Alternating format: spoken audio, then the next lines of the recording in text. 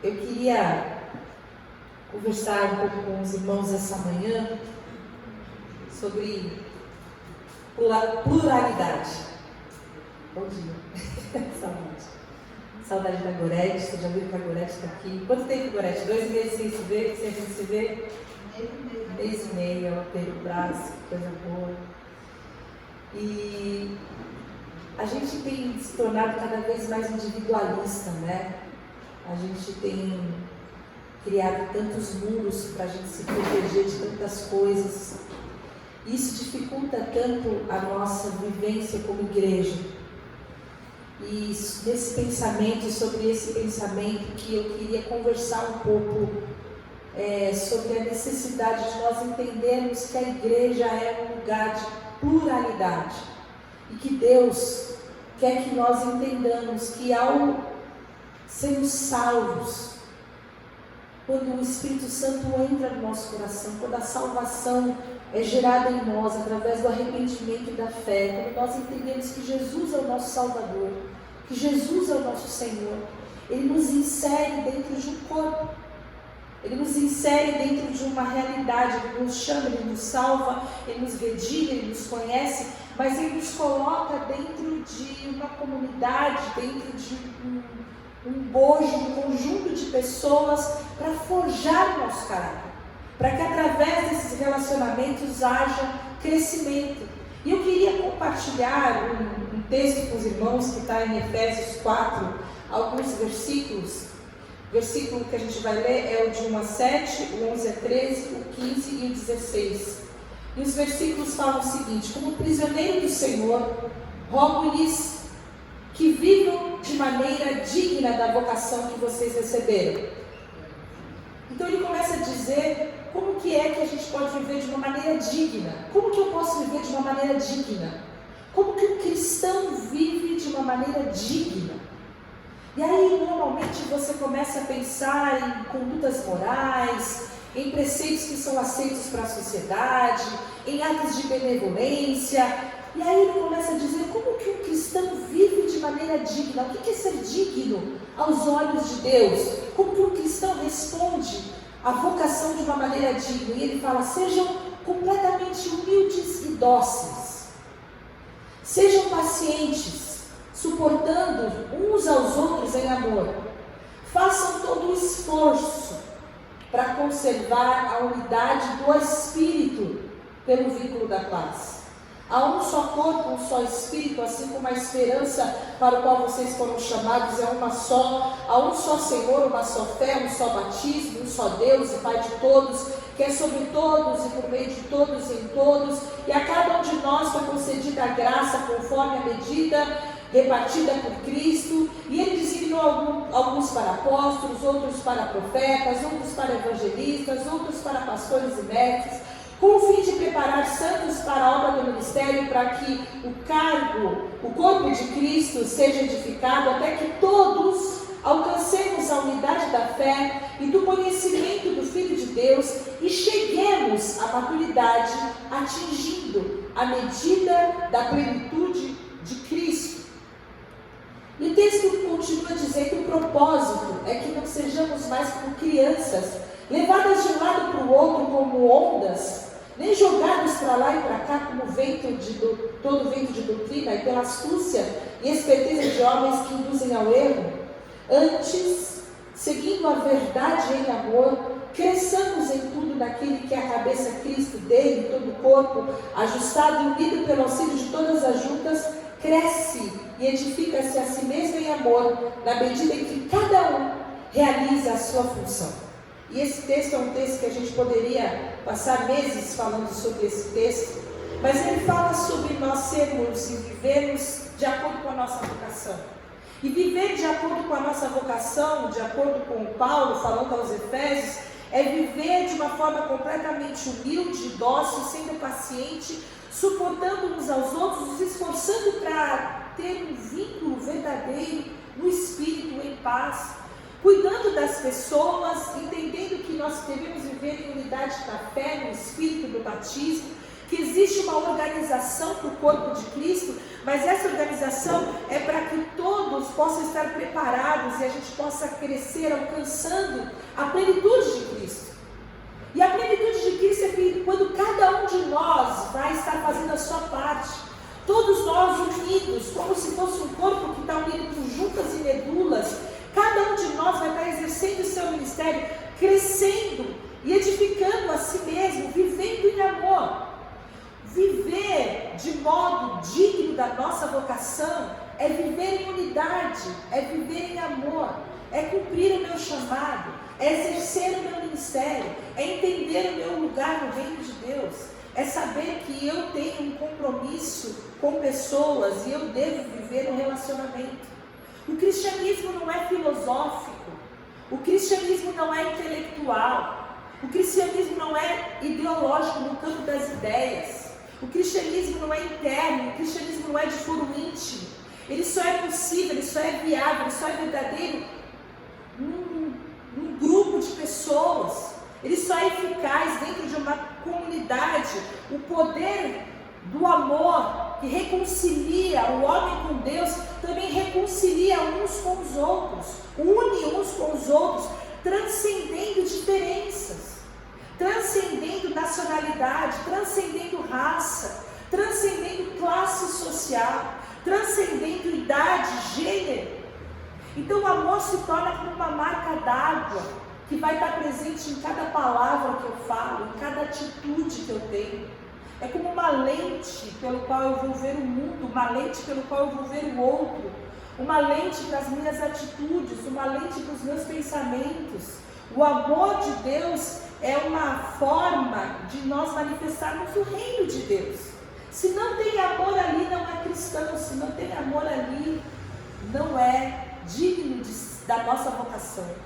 É sobre isso um pouco que eu gostaria de falar, porque a unidade não quer dizer uniformidade, e a diversidade também não quer dizer divisão. Não quer dizer que nós vamos ser todos iguais, que nós vamos pensar todos da mesma maneira. Mas também não quer dizer que porque nós pensamos diferente, nós vamos criar muros. E nós vivemos um tempo onde as pessoas estão divididas e cada vez mais sectarizadas, separadas, divididas por suas ideologias, divididas por suas bandeiras, divididas por suas ideias. E essas ideias têm trazido antagonismo entre as pessoas. E nunca a gente viveu períodos de tanto antagonismo como nós temos vivido hoje. Antagonismo no campo das ideias. Nós já tivemos muito antagonismo, muita vivência, muita tristeza no campo racial, no campo social. Mas hoje a gente vive isso no campo das ideias. Então, se você pensa diferente de mim, eu não posso sentar na mesa com você, você não é mais meu amigo. E essas divisões que são ideológicas, que são divisões de pensamento, fazem com que a gente deixe de viver essa unidade, deixe de viver esse relacionamento. E isso, infelizmente, vai entrando na igreja. Isso, infelizmente, vai entrando nessa instituição que foi criada por Deus. E a Igreja de Jesus é uma instituição que deve nivelar os homens no mesmo patamar, porque foi isso que Jesus fez. Aliás, foi isso que Jesus fez quando perguntaram para ele quem é o próximo. Vocês se lembram disso? Perguntaram quem é que eu devo amar o próximo? Quem é o próximo que eu devo amar? E Jesus contou uma história sobre racismo, uma história chocante naquela época, para ensinar que o próximo é quem está no meio do caminho. O próximo é o necessitado, o próximo é o primeiro que estiver próximo de você. O próximo não é aquele que você compartilha as ideias, o próximo não é aquele que você tem amizade, o próximo é aquele que se assemelha na sua classe social, o próximo é aquele que é da sua cor, o próximo não é aquele que é da sua família, o próximo é o que tem necessidade, o próximo é o mais próximo. Jesus quebrou todas essas barreiras, Jesus quebrou todas as ideias de divisões e todos os muros que separam os homens. E a gente vê aos poucos a igreja de Jesus se desfazendo por muros ideológicos e muros políticos. E se Jesus hoje pudesse contar a história do samaritano, eu fico imaginando que Jesus ia contar que tinha um bolsonarista jogado pelo caminho. E você já sabe o final da história que ele aqui ajudar os emocionalistas. Porque essa era a ideia. Era chocar. E era que o povo entendesse que o próximo é o mais próximo. E que o reino de Deus só se manifesta no amor. E nós precisamos entender isso, irmãos, é sério. Porque se a gente não entender isso, a gente não entendeu nada. Porque o reino de Deus é sobre isso. O reino de Deus é sobre nós revelarmos o amor de Deus. Não dá tempo da gente ficar brincando sobre ser cristão a vida inteira, porque a igreja tem uma função aqui na terra. E os primeiros cristãos quebraram essas barreiras. Eu fiquei imaginando o que seria parecido com uma igreja, como que a gente vive aqui, pessoas diferentes, de culturas diferentes, de origens diferentes, de grau social diferente. E a gente, quando se junta, a gente não lembra de nada disso, a gente só é irmão. Não é isso, a gente vê essas crianças juntas, elas são só irmãos, eles crescem absolutamente juntos. E a gente não vê isso em nenhum outro lugar, senão na igreja. E foi assim que Jesus fez. E foi assim que a igreja de Jesus foi constituída, quando nós sabemos que o templo judaico separava os adoradores por raça e gênero, e os cristãos uniam todos ao redor da mesa. Havia diferentes religiões naquela época. Os cristãos, eles recebiam homens e mulheres, os gregos excluíam os escravos da maioria dos encontros, mas os cristãos incluíam. E a gente teve a grata oportunidade, alguns de nós, de ver a peça do Martin Luther King. Se você não viu, ainda está em cartaz, a gente orienta, né, quem foi. Vocês devem ir, de ver como esse homem foi levantado por Deus, um pastor batista, para fazer uma grande revolução que chega até nós hoje, e que trazia até mesmo dentro da igreja uma grande divisão por causa da cor, onde as pessoas que eram negras não podiam sequer participar do culto e sentar junto com as pessoas que eram brancas. Eles tinham que ficar do lado de fora do templo. Eles não podiam sentar num banco de um ônibus, por exemplo, se tinha um branco querendo sentar. E o que eles vivenciaram pós-abolição era algo muito triste, muito sério. A gente teve uma visão ainda muito pequena, né? Porque a gente nunca vai... Por mais que a história tente contar, a gente que está vendo hoje nunca vai entender o que efetivamente aquelas pessoas passaram, mas como uma pessoa levantada por Deus pode romper com essas cadeias ainda do que Deus nunca quis, nunca foi o propósito de Deus, porque Deus sempre quis trazer essa unidade, essa pluralidade, para que pudesse haver a unidade. E quando a gente entende que o reino de Deus é sobre igualdade, amor e unidade, a gente entende isso com base principalmente em Colossenses 3, eu vou ler 2 versículos sobre isso, que fala que quando a gente se veste do novo, esse novo entendimento, o conhecimento da imagem de Deus, faz com que a gente entenda que no reino de Deus não há grego, nem judeu, circuncisão, nem incircuncisão, bárbaro ou cita, servo ou livre, mas Cristo é tudo em todos.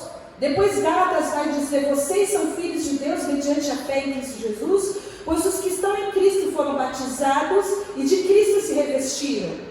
Então não há judeu, nem grego, nem escravo, nem livre, nem homem, nem mulher, pois todos são um em Cristo Jesus. Em Cristo Jesus todos são um. Em Cristo Jesus não há barreira ideológica, em Cristo Jesus não há barreira política, em Cristo Jesus não há cor, em Cristo Jesus não há raça, em Cristo Jesus não há barreira social, em Cristo Jesus não há barreira, em Cristo Jesus não há diferença.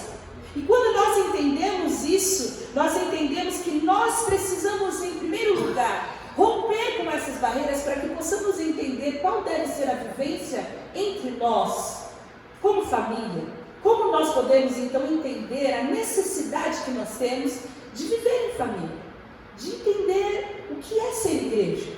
Eu quero dizer algumas coisas, poucas coisas. A primeira delas é: saia do individualismo, rompa com o individualismo. Nós nos acomodamos a viver a nossa vida com os nossos amigos, com a nossa família. Dá um trabalho conhecer gente, sair de casa, vivenciar outras experiências com outras pessoas. E é um desafio para nós. Mas a vida da igreja só pode ser vivida através de relacionamentos. A vida da igreja não é só isso aqui. Estar aqui com os irmãos é muito gostoso. Ter um culto onde a gente vê uns aos outros é muito bom. Conversar 2, 3 minutos com cada um é maravilhoso, mas não é só isso. Tem mais. Romanos 12, versículo 5 fala que assim também nós, embora muitos, somos um só corpo em Cristo. E eu quero que você guarde essa segunda parte. Cada membro está ligado a todos os outros. Cada um de nós tem que ter uma ligação com mais alguém. Porque no final nós temos ligação uns com os outros. E essa ligação é espiritual, mas ela pode ser de verdade também. Você pode vivenciar esse relacionamento de amor. A gente, quando decide estar numa igreja, a gente tem que estar numa igreja também por causa dos relacionamentos. É também um dos motivos. Existem uma série de motivos, a localidade, a palavra, a música. Existem inúmeros motivos que a pessoa escolhe um lugar para ela ficar. Mas também por causa do amor, por causa da amizade, por causa das pessoas. Então viva intencionalmente esses relacionamentos, porque a amizade é uma ponte poderosa para isso. Quando não há vínculo sincero, a reunião é apenas mais uma liturgia, apenas mais uma religiosidade. Eu queria dizer algumas coisas que a igreja não é. A igreja não é um clube onde cada um paga a sua mensalidade e vive isoladamente. A igreja não é uma prestadora de serviços onde você vem aqui só porque você tem uma necessidade, você precisa de uma prestação, de uma oração, ou de uma visita, ou de que alguém faça uma oração num aniversário, num velório. A igreja não é um supermercado delivery onde você vem buscar alguma coisa que você gosta. A igreja não é uma casa de show, porque se fosse esse show aqui está meio ruim, você tem que procurar uma outra palestra, uma outra música, tem outros lugares mais legais. A igreja é uma família. A igreja é um lugar de amor. A igreja é um lugar onde tem um pai, onde tem um irmão, onde tem criança, onde tem festa, onde as pessoas crescem juntas, onde tem casamento, onde tem aniversário. A igreja tem vida, a igreja tem problema, na igreja as pessoas ficam tristes, as pessoas ficam doentes, uns oram pelos outros, um outro tem problema para pagar o aluguel e todo mundo se ajuda. A igreja é isso, é intimidade, é amor, é crescimento, é unidade. E é essa vida de intimidade, de relacionamento que a gente precisa aprender a viver. E há importância grande nesses vínculos de relacionamentos.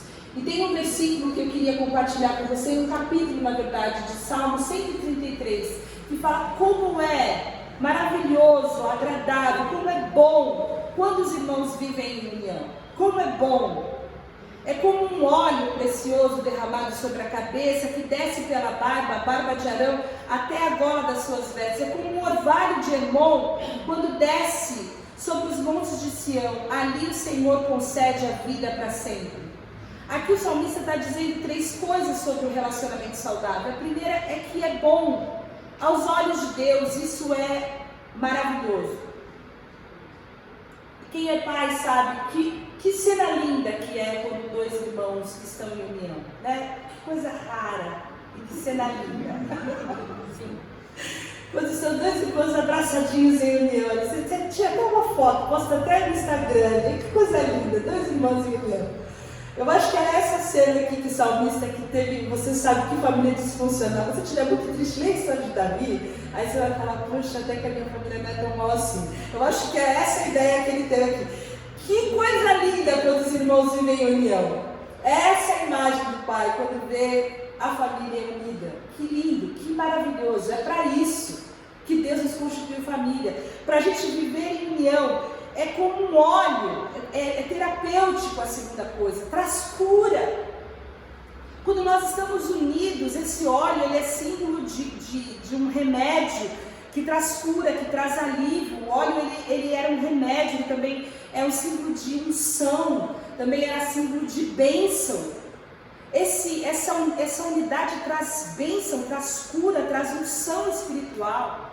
Quando nós entendemos que ela é maravilhosa aos olhos de Deus, ela traz cura para nós, ela também é restauradora, porque ele fala como um orvalho que desce, um orvalho que restaura, um orvalho que traz frescor, que é constante, que é abundante, que é restaurador, que cai discreto, que cai sem alarde, mas que é contínuo. Como é maravilhoso, como nós precisamos aprender isso. Como nós deixamos de vivenciar isso? E nós temos uma memória fresca, algum de nós, porque nós tivemos recentemente um passeio juntos como família, como irmãos. Tivemos a oportunidade, alguns de nós, de estarmos juntos como irmãos amigos em São Paulo. E como é maravilhoso, nós poderíamos ter ido só um casal, cada um com seu marido. Também teria sido muito bom. Mas como é bom quando nós estamos juntos. Como é bom quando a gente está junto na segunda-feira, falando das coisas da vida. Como é bom quando nós estamos juntos como igreja. É sobre isso, irmãos.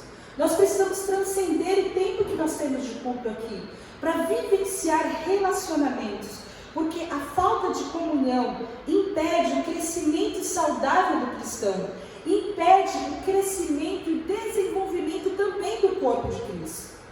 Porque através da intimidade, do relacionamento, nós vamos ter combates, embates. A gente precisa estar junto o suficiente para ter que pedir perdão. Você já pensou nisso? Que você precisa ter tempo junto com alguém o suficiente para ter um conflito. Porque às vezes o nosso relacionamento é tão superficial que você nem chateia ninguém. Porque você é um personagem. É fácil você sempre falar que está tudo bem, você nunca falar o que você pensa, você nunca abrir o seu coração. E o relacionamento não é assim. E nós só crescemos quando a gente é de verdade, quando a gente tem um relacionamento onde a gente pode abrir o nosso coração, onde a gente pode se dar a conhecer. E esse relacionamento, que é um relacionamento verdadeiro, é um relacionamento de intimidade, é um relacionamento onde nós vamos crescer, onde nós vamos ser desafiados, onde a gente vai sair da nossa zona de conforto, onde a gente vai amar, a gente vai olhar além da gente mesmo. E nesse momento a gente vai vivenciar o crescimento, porque enquanto a gente estiver vivendo a vida sem comunhão, a gente vai viver uma vida de um corpo adoecido, de um corpo que não cresce. E que doenças a gente tem num corpo que não cresce? A gente tem, em primeiro lugar, um crescimento deficiente na imaturidade. Hebreus vai dizer que pelo tempo decorrido, alguns de nós já deveríamos ser mestres, mas a gente, ao invés de comer comida sólida, a gente está tomando leitinho. Por quê? Porque não há desenvolvimento. É aquele irmão que está há 15 anos na igreja, não conhece nada de Bíblia, não conhece nada de fé, um eterno bebê recém-nascido espiritual. Porque não tem crescimento espiritual. Não tem crescimento espiritual porque não se desenvolve espiritualmente. Outro problema, além da falta de desenvolvimento, é quando a pessoa tem muito conhecimento e não tem nenhum tipo de prática. Seria um corpo que tem uma hidrocefalia, tem uma cabeçona, sabe tudo da Bíblia, mas não vive nada da Bíblia. É um corpo deficiente, é um corpo com problema. Outro problema de um corpo adoecido é o sedentarismo.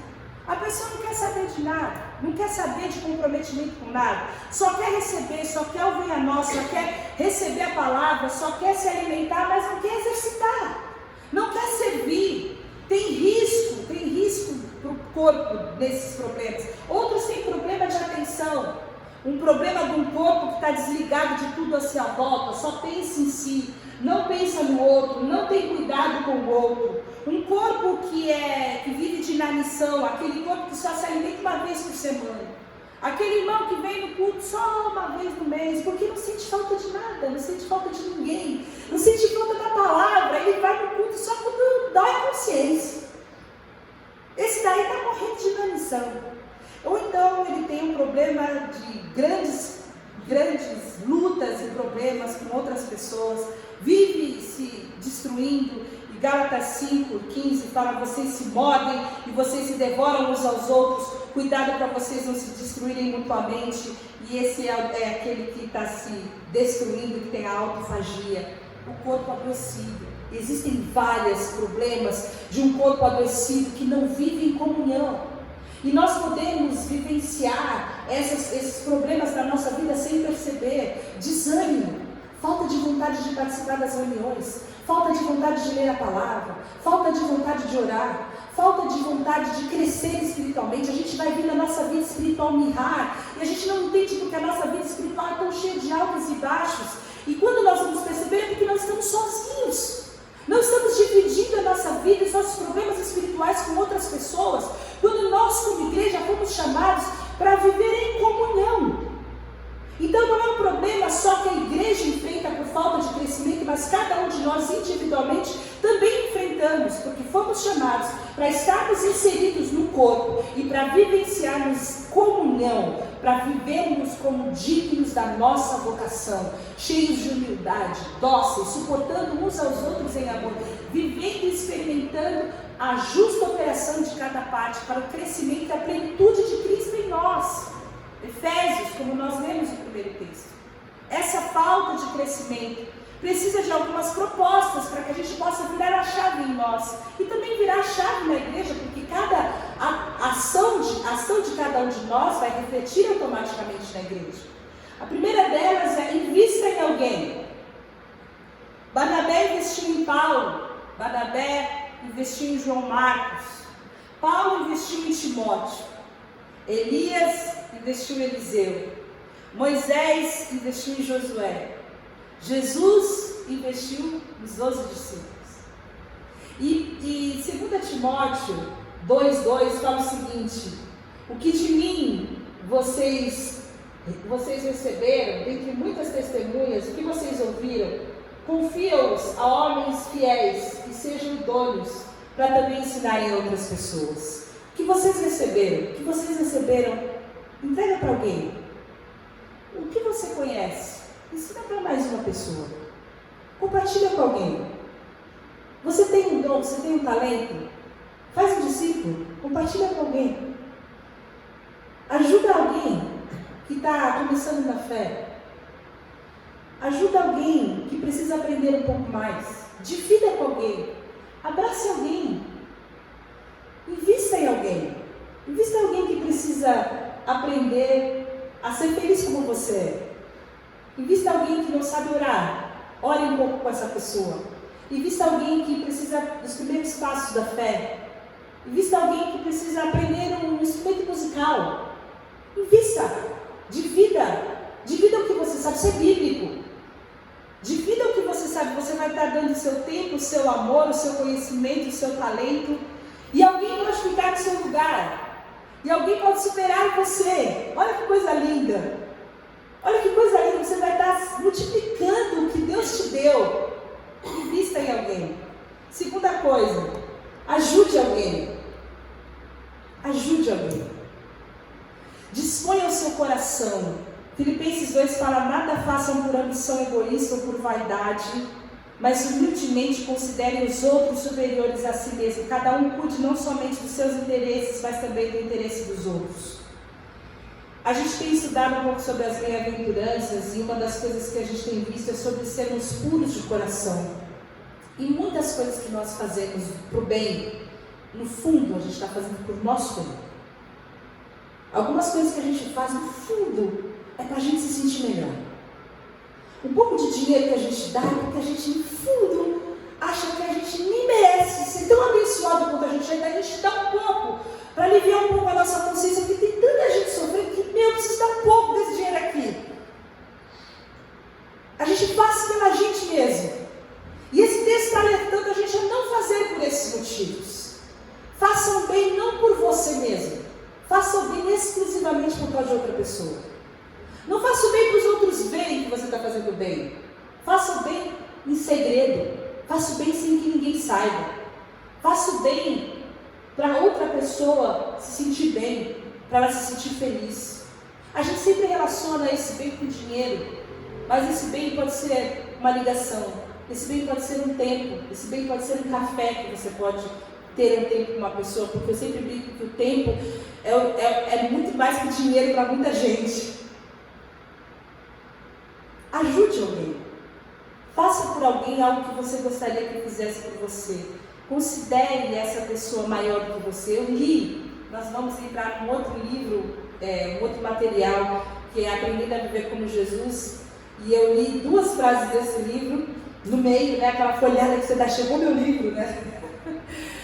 E falando sobre a amabilidade, que é um dos frutos do Espírito, ele faz 2 perguntas.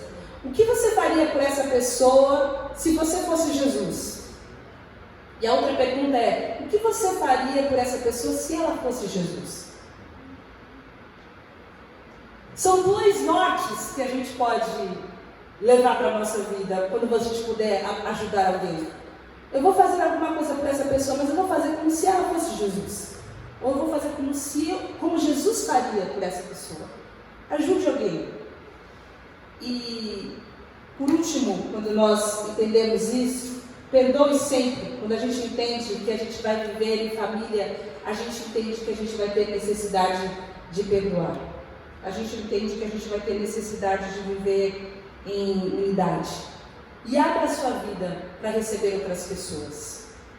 Esse texto é muito interessante. Ele fala em 3 João 8, versículo de 8 a 11. Ele fala de uma pessoa que chama Diótrefes. Não confunda com Diógenes. É Diótrefes. É diferente. Se vocês estão procurando um nome, não põe esse nome, porque esse sujeito não é bem visto aqui. Diótrefes. Esse sujeito aqui, João fala dele, mal dele, nessa carta. Eu vou ler para vocês porque é muito interessante. Ele fala o seguinte: é nosso dever receber com hospitalidade a irmãos como esse, para que nos tornemos cooperadores em favor da verdade. Seja hospitaleiro, receba as pessoas em sua casa, abra a sua casa. Eu escrevi à igreja, mas Diótrefes, que gosta muito de ser o mais importante entre eles, não nos recebe. Portanto, se eu for, chamarei a atenção dele para o que ele está fazendo com as suas palavras maldosas contra nós. Não satisfeito com isso, ele se recusa a receber os irmãos, impede os que desejam recebê-los e os expulsa da igreja. Amado, não imite o que é mal, mas sim o que é bom. Aquele que faz o bem é de Deus, aquele que faz o mal não viu a Deus. Não seja Diótrefes. Receba as pessoas na sua casa, abra a sua casa, receba um irmão com um cafezinho, abra a sua vida, abaixa a guarda, tenha relacionamentos. Por onde eu posso começar? Eu vou listar 10 coisas por onde nós podemos começar. Algumas delas você vai se lembrar dos versículos, eu não quis trazer todos aqui, mas se você quiser eu posso passar os versículos para você depois. Seja quem acolhe, ao invés de querer ser quem é acolhido. Nós temos sempre uma postura de vitimismo. Nós sempre estamos sentados no trono, querendo que o mundo se mova em nossa direção. Nós sempre temos uma postura de que o mundo nos deve e de que nós queremos que as pessoas nos sirvam. E nós precisamos ter uma maturidade espiritual para entender a nossa postura no reino, entender que está na hora de nós sermos os protagonistas daqueles que são agentes do reino, e que nós vamos tomar a frente, nós vamos começar a sermos aqueles que servimos ao Senhor. Seja você quem acolhe, seja você quem dá o primeiro passo, seja amável e coloque o amor em ação, suportando as pessoas. Seja você aquele quem ama, seja humilde e dócil. Ah, mas aí eu não nasci assim. Aí eu sou crente Gabriela, eu nasci assim, eu vou ser sempre assim. É para isso que existe o fruto do Espírito, meu irmão. Para transformar o seu caráter, que não é humilde, é soberbo, e não é dócil, é iracundo, mas o Espírito Santo pode fazer uma obra maravilhosa e pode transformar você humilde e dócil, pode transformar você de um cão raivoso num petzinho fofinho que abençoa a vida dos outros irmãos. Seja cortês e cooperador ante a segunda milha. Não faça nada com ódio no coração. Por mais que você disfarce, a pessoa que está recebendo está se sentindo um peso na sua vida. Não faça isso. Quem está sendo servido, às vezes é muito doloroso para quem está sendo servido, ter que pedir ajuda. Já que você vai ajudar, faça isso com alegria no coração. Faça como ao Senhor. Quinta coisa, seja misericordioso. Seja misericordioso. Ser misericordioso é você não dar à pessoa aquilo que ela merece receber. Ela merecia ser cortada da sua vida. Ela merecia que você xingasse, aniquilasse, mas como você recebeu a misericórdia de Deus, você vai ser misericordioso com ela também. Tenha uma palavra e uma atitude encorajadora. Escolha palavras que edifiquem. Se você não tiver, fique calado. Podia concluir aqui, né? Mas se você não tiver palavras boas para falar, fique calado. Combinado? Mas se você puder, enquanto você puder, encoraje. Tenha palavras abençoadoras. Não fale mal das pessoas. Bonito isso, né? Eu vou para a segunda parte. Não deixe que as pessoas se sintam à vontade para falar mal das outras pessoas com você. A pergunta que eu faço muitas vezes é: como que alguém se sente à vontade para falar mal do irmão com você? Para sentar com você e tascar a tua no irmão? A gente tem que ter uma postura que a gente não aceita que venham falar mal do irmão para a gente. Porque isso não é bíblico, isso é pecado. A Bíblia é clara para falar que a gente não pode falar mal uns dos outros. A gente não pode aceitar, isso é maledicência, isso não é de Deus. Não fale mal, mas também não aceite que as pessoas falem mal dos outros para você. Seja paciente, considere a opinião das outras pessoas, tenha um coração ensinável. Isso é sobre sermos humildes também, não sermos soberbos. E por último, seja sincero. Seja sincero, não se aproxime dos outros apenas por interesse pessoal. Seja você mesmo, ainda que você seja bizarro. Isso não está na Bíblia. Seja você mesmo. A gente não consegue se relacionar com o personagem, nem a gente consegue sustentar uma coisa que não é a gente por muito tempo e a gente acaba se afastando das pessoas. Mas a gente pode ser quem a gente é, até porque todos nós estamos num momento de transição. Todos nós estamos sendo transformados. Ninguém está pronto, ninguém é bom, ninguém é santo. Aqui não é um museu de santos, como diria um escritor. Aqui é um hospital de pecadores, está todo mundo em tratamento, está todo mundo em obra. Cada um tem um pecado diferente, está todo mundo sendo movido e trabalhado pelo Espírito Santo. Ninguém aqui se coloca no patamar e fala: me sigam, me olhem. A gente ainda não tem a ousadia de Paulo, sejam meus imitadores, embora nós deveríamos. Nós estamos sendo trabalhados, envolvidos e massacrados pelo Espírito Santo para sermos um pouquinho melhores todos os dias.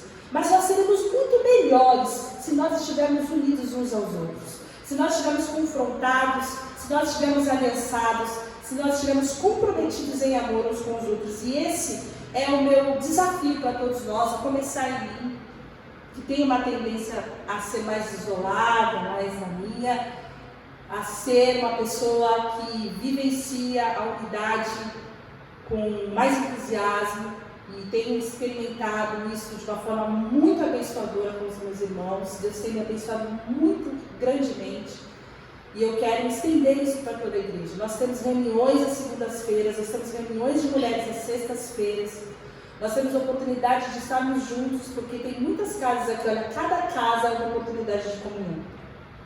Cada um de nós somos uma oportunidade de comunhão. Faça uma ligação, convide um irmão seu para um cafezinho, para uma oração, para um tempo juntos. Eu tenho certeza que nós seremos grandemente abençoados, porque esse propósito não é meu, esse propósito é de Deus. E é dessa forma que nós vamos andar dignos da nossa vocação.